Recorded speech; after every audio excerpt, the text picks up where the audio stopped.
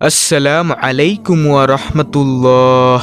সুপ্রিয় ইসলামের আলোর দর্শক মণ্ডলী, আশা করি মহান আল্লাহ রব্বুল আলামিনের অশেষ রহমতে আপনারা সবাই ভালো আছেন। প্রিয় দর্শক, আজকে আমি আপনাদেরকে জানাবো মাত্র 1 মিনিটে করা যায় এমন কিছু আমল যা নেকির পাল্লাতে অনেক ভারী হবে ইনশাআল্লাহ। যে আমলগুলো করতে বড় জোর 1 মিনিট বা 2 মিনিট সময় লাগবে, যা সারা জীবন কাজে লাগবে ইনশাআল্লাহ। আমাদের প্রিয় নবী সাল্লাল্লাহু আলাইহি ওয়াসাল্লাম বলেছেন, সেই আমলই শ্রেষ্ঠ এবং উত্তম যা প্রতিদিনই করা হয়, যদিও তা অল্প পরিমাণ হয়। সুবহানাল্লাহ। সুপ্রিয় দর্শক, ভিডিওটি একটুও না টেনে শুরু থেকে শেষ পর্যন্ত দেখার অনুরোধ করছি। তাহলে চলুন প্রথম আমলটি জেনে নেই। প্রথম আমলটি হলো, আপনারা অনেকেই এই আমলটির সাথে পরিচিত, তা হলো এই ছোট্ট ইস্তেগফার আস্তাগফিরুল্লাহ পাঠ করা। প্রিয় দর্শক, এই আমলটি করলে আপনি 25টি পুরস্কার পাবেন। এছাড়াও রয়েছে অসংখ্য ফজিলত। আস্তাগফিরুল্লাহ পাঠ করলে যে 25টি পুরস্কার বা ফজিলত আপনি পাবেন, তা আমার আগের একটি ভিডিওতে সম্পূর্ণ বিস্তারিত দেওয়া আছে, আপনি চাইলে দেখে নিতে পারেন। প্রিয় দর্শক, এই আস্তাগফিরুল্লাহ আপনি প্রতিদিন 100 বার পড়লে আল্লাহ তাআলা অবশ্যই আপনাকে ক্ষমা করে দিবেন এবং আপনার গুনাহগুলোকে মাফ করে দিবেন। আপনি যদি প্রতিদিন 100 বার করে আস্তাগফিরুল্লাহ পাঠ করেন, তাহলে আশা করি ইনশাআল্লাহ আপনার অনেক ফায়দা হবে এবং এই আস্তাগফিরুল্লাহ কাল হাসরে নেকির পাল্লাকে অনেক ভারী করে দিবে ইনশাআল্লাহ। দ্বিতীয় আমলটি হলো, এটিও আপনারা খুব সহজেই করতে পারেন এবং এই আমলটি আপনারা জানেন, তা হলো আল্লাহ রাব্বুল আলামিনের প্রতি এই 4টি জিকির করা, যেমন সুবহানাল্লাহ, আলহামদুলিল্লাহ, লা ইলাহা ইল্লাল্লাহ, আল্লাহু আকবার। প্রিয় দর্শক, প্রথম জিকির সুবহানাল্লাহ পড়লে, অর্থাৎ যে ব্যক্তি সুবহানাল্লাহ জিকির করে, তার প্রতি মহান আল্লাহ রাব্বুল আলামিন সন্তুষ্ট থাকেন। আমাদের প্রিয় নবী সাল্লাল্লাহু আলাইহি ওয়াসাল্লাম বলেন, 100 বার সুবহানাল্লাহ বললে তার জন্য 1000 নেকি লেখা হবে, অথবা তার 1000 পাপ মোচন করা হবে। আল্লাহু আকবার। মুসলিম শরীফ, মিশকাত শরীফ।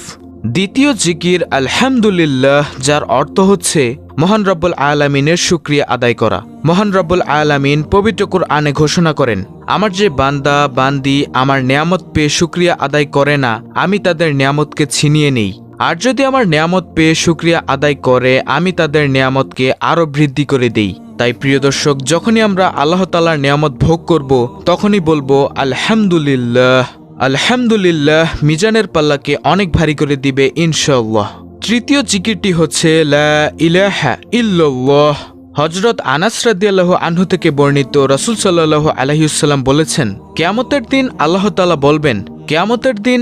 তাআলা বলবেন, হে মুহাম্মদ সাল্লাল্লাহু আলাইহি ওয়াসাল্লাম, সৃষ্টির মধ্য হতে আপনার উম্মতের মধ্যকার এমন ব্যক্তিকে জান্নাতে প্রবেশ করান, যে ব্যক্তি একদিন হলেও ইখলাসের সঙ্গে এ সাক্ষ্য দিয়েছে যে লা ইলাহা ইল্লাল্লাহ, অর্থাৎ আল্লাহ ছাড়া কোনো ইলাহ নেই, এবং সে এর উপর মৃত্যুবরণ করেছে, আপনি তাকে নিয়ে জান্নাতে প্রবেশ করুন। সুবহানাল্লাহ। মুসনাদ আহমদ। আর চতুর্থ জিকিরটি হচ্ছে আল্লাহু আকবার। আল্লাহু আকবার মানে হলো আল্লাহ সবচেয়ে বড়। যে ব্যক্তি আল্লাহ তাআলাকে সবচেয়ে বড় মানে, তার দুনিয়াতেও কোনো টেনশন নেই, আখিরাতেও কোনো টেনশন নেই, মানে দুজাহানেই কোনো টেনশন নেই। মহান রব্বুল আলামিন মৃত্যুর পর তাকে জান্নাত দান করে তার প্রতিদান দিয়ে দিবেন। সুবহানাল্লাহ।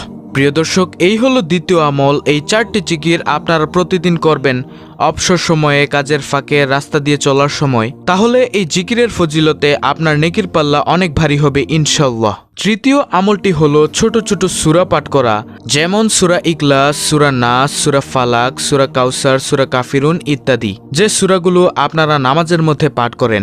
এই সূরাগুলো পড়লেও কিন্তু আপনি অনেক নেকি অর্জন করতে পারবেন ইনশাআল্লাহ। আপনারা চাইলে খোঁজ নিয়ে দেখতে পারেন এই সূরাগুলোর ফজিলত কি।